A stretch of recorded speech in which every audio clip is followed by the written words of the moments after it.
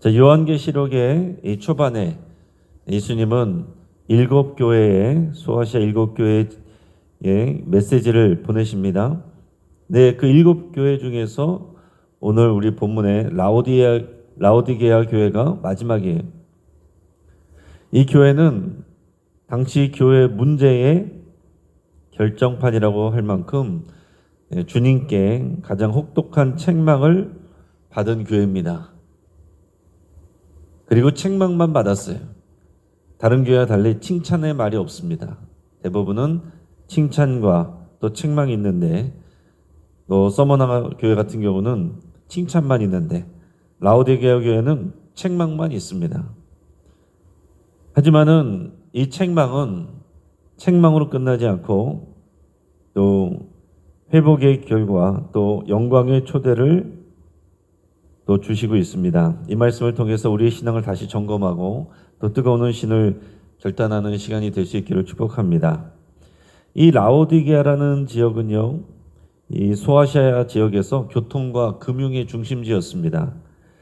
이 검은 모직물, 그리고 그걸로 유명하고 또 안약으로 유명하고 의학 학교로 번영을 누린 그런 부자 도시였습니다.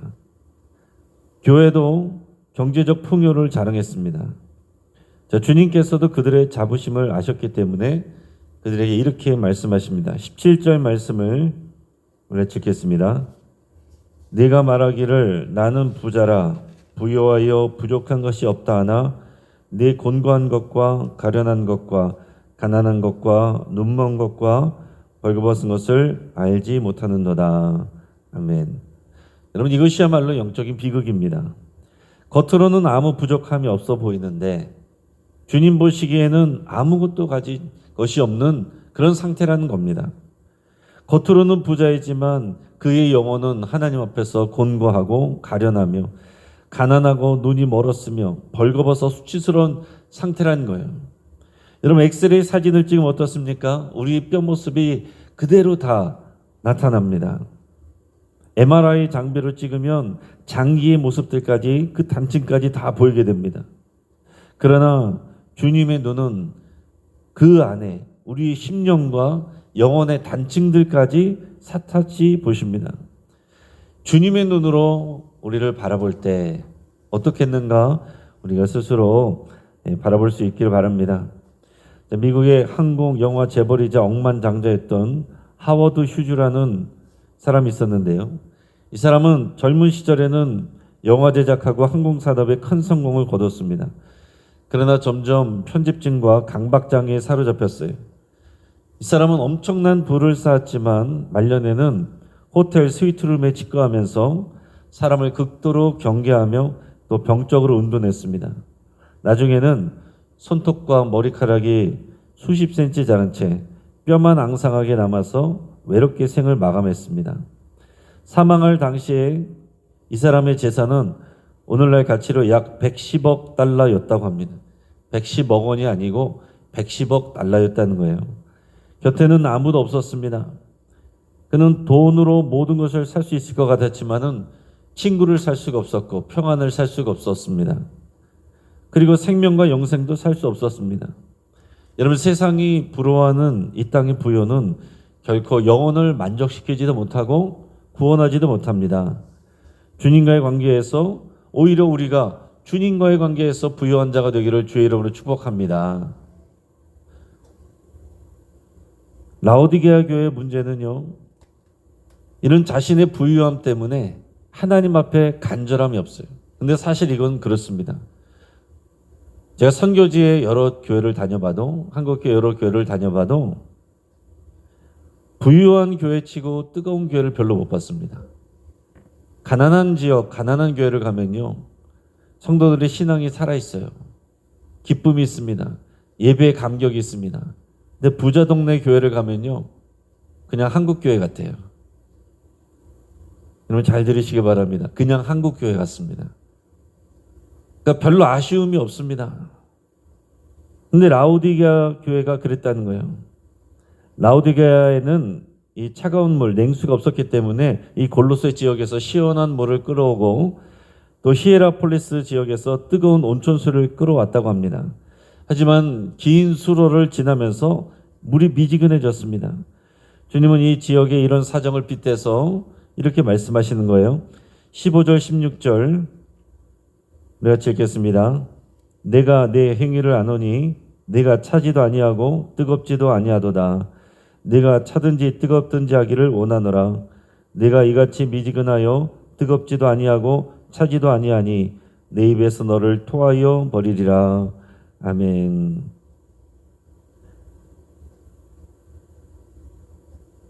예수님은 미지근한 것을 싫어하십니다. 차든지 뜨겁든지 하라. 이렇게 미지근하면 내 입에서 너를 토하여 버리리라.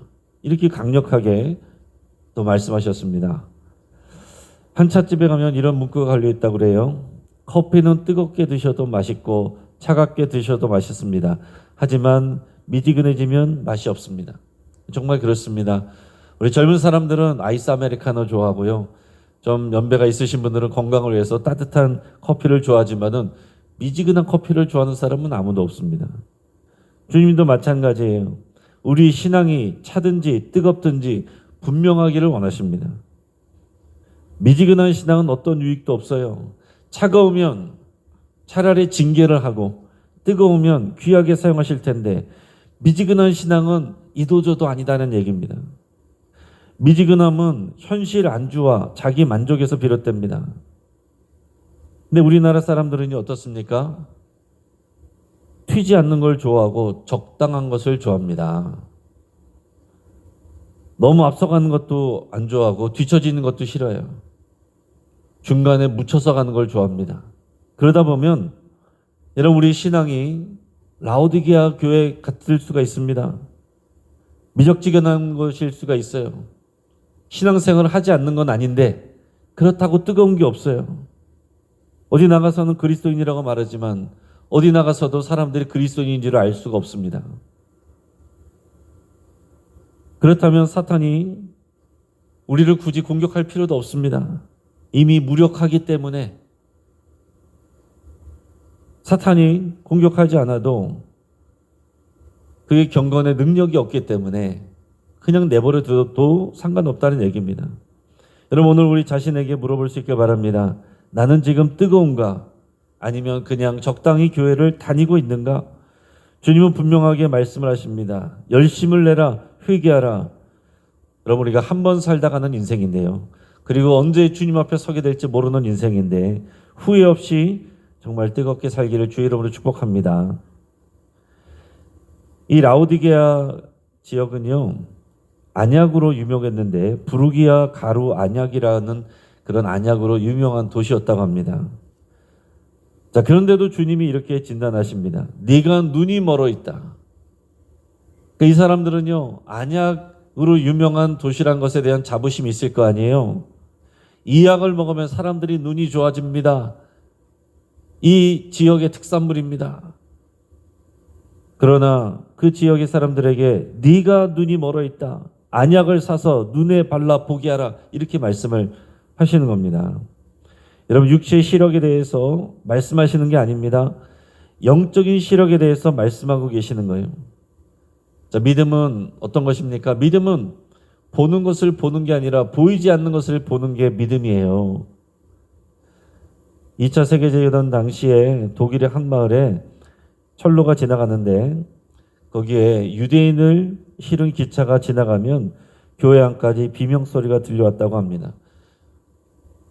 어느 주일에 한 장로가 제안을 했습니다. 오늘은 찬송가를 더 크게 부릅시다. 기차 소리가 들리지 않게요.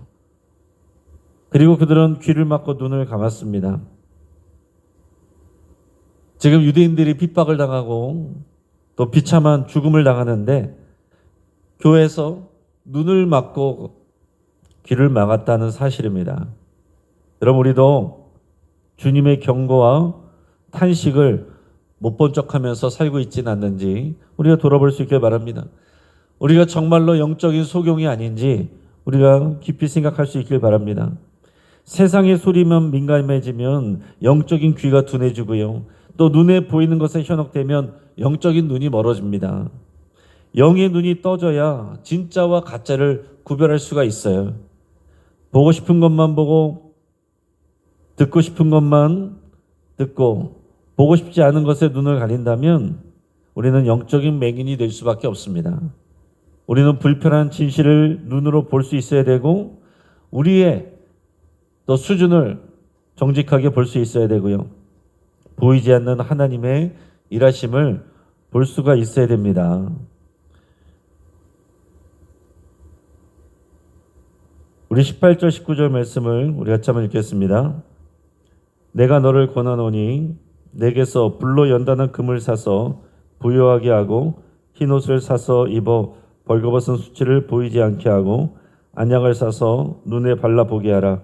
물은 내가 사랑하는 자를 책망하여 징계하노니 그러므로 내가 열심을 내라 회개하라. 자, 주님이 말씀하실 때에 이 세 가지를 사라 그랬습니다. 사라는 말은요, 대가 지불을 하라는 말이에요. 이것을 값어치 있게 여기고 귀하게 여기라는 것입니다. 첫째는 불로 연단한 금이라고 그랬습니다. 이 사람들은 자신들의 부유함을 자랑하지만 주님은 불로 연단한 금을 사라 그랬어요. 시련과 고난 속에서 연단받은 그 믿음을 말하는 것입니다. 금과 같이 순수한 믿음. 여러분, 우리가 편안하게만 사는 거 그게 좋은 게 아닙니다. 오히려 고난이 오고 어려움이 왔을 때 우리가 믿음으로 연단받고 시련을 받아서 정금과 같이 나오는 거 그게 여러분 귀한 거라고 말씀을 주시고 있는 거예요. 그것을 사라고 그랬습니다. 값지불하여 사라고 말씀하시는 거예요. 또 안약을 눈에 발라 보게 하라고 그랬습니다. 또 그 앞에는 흰옷을 사서 입으라고 그랬습니다. 그래서 너의 벌거벗은 수치를 보이지 않게 하라고 그랬습니다. 겉으로는 명품 옷을 입고 있는데 그 영적 상태는 벌거벗은 것과 같다는 거예요. 수치스러운데 수치스러운 것을 알지도 못해요. 흰옷, 여기서 말하는 것은 뭐겠습니까? 주님의 거룩함이죠. 거룩함을 위해 너희가 대가 지불을 하고 거룩한 옷을 입으라는 것입니다. 여러분, 우리 그리스도인들은요, 어떤 옷을 입는 사람들입니까? 그리스도로 옷 입은 사람들이에요. 우리가 예수 그리스도로 옷 입지 않으면 우리는요, 부끄러운 존재입니다. 하나님께서 사람을 창조하실 때 흙으로 빚으시고 생기를 불어넣어 하나님의 형상을 담게 만드셨다고 그랬습니다. 그런데 우리 삶에서 하나님의 생기가 떠나고 하나님을 닮은 것이 없으면요, 흙만 남는 거예요. 비참한 모습만 남는 것입니다. 이것이 더 지나가면 짐승만도 못한 일들을 하는 그런 사람들의 모습이 되는 거잖아요. 무화과 나무 잎으로 가려가지고서 우리의 수치스러움이 가려질 수가 없습니다. 우리는 거룩한 흰옷을 사서 입어야 되고 그것은 예수 그리스도의 옷입니다. 그러니까 우리를 눈에 보이게 드러내는 것이 아니라 예수 그리스도의 거룩한 옷을 입은 그 모습을 여러분 사모하시고 거기에 대한 대가 지불하시기를 축복합니다. 그리고 여기 유명한 구절이 나오는데 20절 말씀을 우리 같이 읽겠습니다. 볼지어다 내가 문 밖에 서서 두드리노니 누구든지 내 음성을 듣고 문을 열면 내가 그에게로 들어가 그와 더불어 먹고 그는 나와 더불어 먹으리라. 아멘. 이 말씀은 굉장히 유명한 말씀이고 그리고 이 구절에 대한 그림도 아주 유명하죠. 예수님이 등불을 들고 어떤 문 앞에 서서 있는 모습. 그러나 그 문을 자세히 보면은 손잡이가 없습니다. 안에서 열어야 돼요. 이 내용과 그림을 통해서 보통 전도할 때 많이 사용하는 구절입니다. 자, 예수님은 이런 일을 하셨고, 자, 이 그림을 보십시오. 우리가 마음의 문을 열면 주님이 들어오십니다. 주님이 되십니다. 예수님이 우리 문 밖에서 두들기고 있습니다. 예수님은 인격적인 분이시기 때문에 강제로 문을 열고 들어오지 않습니다. 이런 내용으로 우리가 많이 합니다. 많이 이 내용에서 우리가 은혜를 받습니다. 근데 여러분 곰곰이 잘 생각해 보세요. 이 말씀은 예수님을 모르는 사람들에게 주시는 말씀이 아니에요. 교회에게 주시는 메시지입니다. 근데 교회 문 밖에 예수님이 계신 거예요. 비극적인 모습 아닙니까? 우리가 함께 모여서 예배하고 있는데 예수님이 이 안에 계신 것이 아니고 교회 문 밖에 있다고요. 비극적인 일인 거예요. 무서운 일인 것입니다.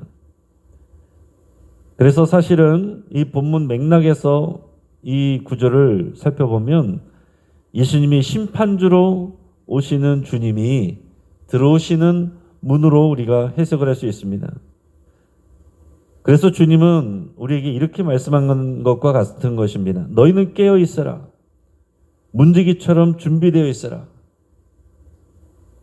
자, 심판주이신 예수님이 어느 날 갑자기 우리 인생의 문을 두드리며 들어오십니다. 준비되어 있지 않으면 어떻게 되어 있습니까? 벌거벗은 상태로 되어 있으면 어떻게 되어 있습니까? 주님이 들어오시면 심판주가 되셔서 징계받는 거예요. 우리는 깨어있는 청지기이고 문지기여야 됩니다. 심판주로 오시는 주님을 맞이하고 기다려야 돼요. 따라서 우리는 오늘이 마지막 날인 것처럼 신실하게 살아야 됩니다. 오늘이 심판의 문이 열리는 날일 수 있어요. 뜨거운 믿음으로 우리가 준비되어 있지 아니하면 주님이 갑자기 들이닥쳤을 때에 우리 손에 주님 앞에 보여드릴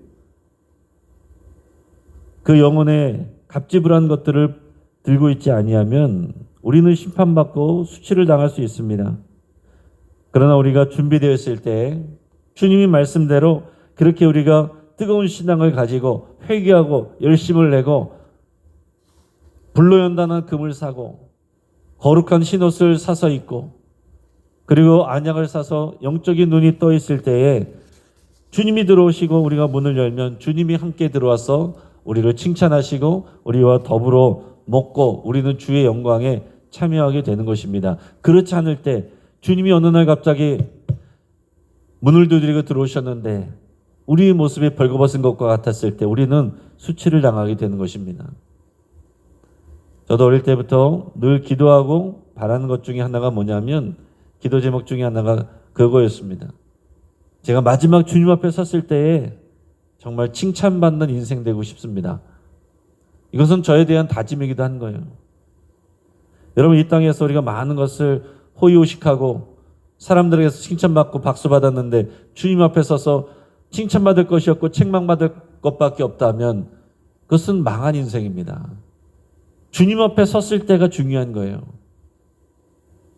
오늘 주님 앞에 섰을 때에 정말 칭찬받으시고 또 주님이 우리의 문을 두드리실 때에 어느 날 갑자기 그 문을 두드리실 때에 반갑게 문을 열고 또 주님과 함께 더불어 먹고 마시고 또 칭찬받는 우리가 될 수 있기를 바랍니다. 주님은 미지근한 교회를 책망하시지만 그러나 그냥 미워서 그러시는 게 아니에요.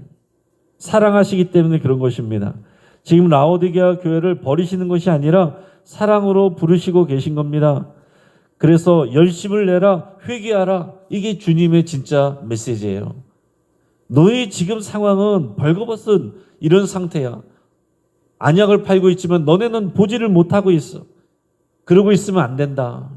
열심을 내라, 회개하라. 그러면서 약속을 주시는 겁니다. 21절 같이 읽겠습니다. 이기는 그에게는 내가 내 보좌에 함께 앉게 하여 주기를 내가 이기고 아버지 보좌에 함께 앉는 것과 같이 하리라. 아멘. 지금 한참 책망을 하셨는데 그러나 뭐라고 말씀하셔요? 지금 주신 말씀을 따라 순종하면 너희가 이기는 자가 되는데 이기는 자가 되면 내가 내 보좌에 너희들을 함께 앉게 하여 주겠다. 여러분, 이런 놀라운 영광의 초청이 어디 있습니까? 이 땅에서 어떤 자리에 앉는 게 높은 자리에 앉는 게 중요한 게 아닙니다.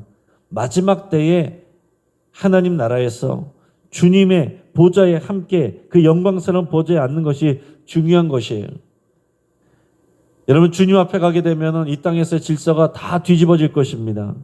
우리는 그것을 믿는 사람이어야 되고 그것을 바라보는 사람이어야 돼요. 이 땅에서의 높은 자리가 아니라 하나님 나라에서 영광의 보좌를 사모하며 우리가 살아가야 된다는 것입니다. 이 땅에서 낮은 곳에 처할수록 주님께서 우리가 높은 보좌에 앉혀주시는 겁니다. 미지근한 신앙이라고 책망받는 라오디게아 교회지만은 예수님은 이런 영광스러운 소망의 비전을 전하시면서 믿음을 독려하고 계신 거예요. D.L. 무디 목사님은 이런 말을 했습니다. 내가 두려워하는 것은 성령의 능력이 아니라 인간적인 노력으로도 교회가 돌아가도록 시스템화하는 것이다.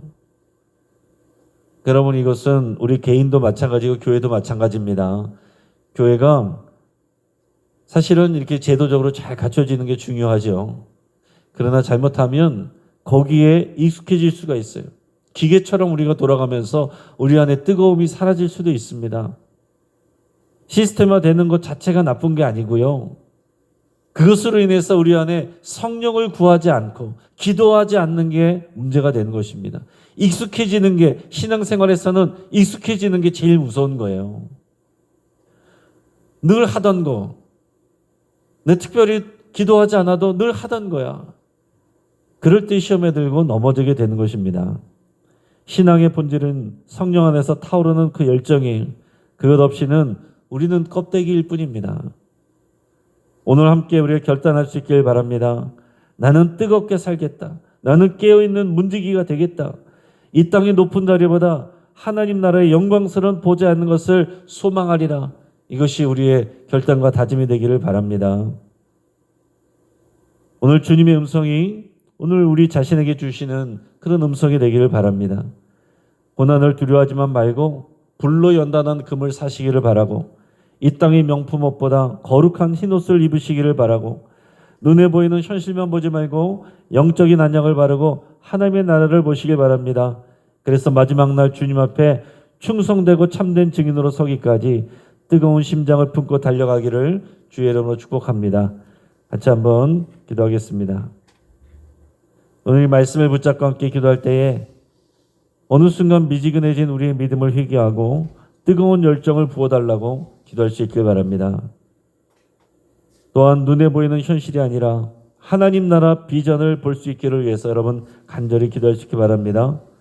또한 뜨거운 심장을 품고 예수의 심장을 품고 주의 영광을 위하여 달려가기로 결단하며 기도할 수 있길 바랍니다. 우리 주변에 환우들을 위해서 기도해 주시고, 또 우리 영신교회, 또 우리 한국교회가 미지근한 신앙을 회개하고 뜨거운 열정으로 세워지기를 위해서 함께 기도하겠습니다. 또 세계 각지의 선교사님들을 위해서 기도하며 우리 선교사님들에게 새로운 힘과 지혜와 능력을 부어주시기를 위해서 함께 기도하겠습니다. 우리가 시간 주여 한번 부르짖고 합심해서 함께 기도합니다. 주여.